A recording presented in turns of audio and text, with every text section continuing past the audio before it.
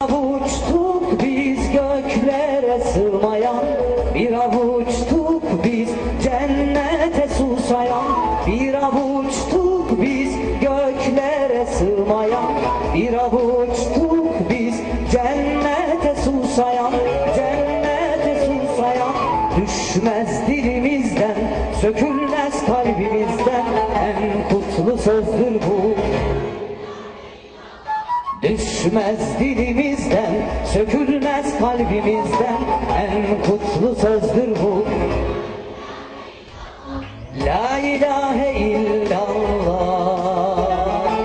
la ilahe illallah, la ilahe illallah, la ilahe illallah.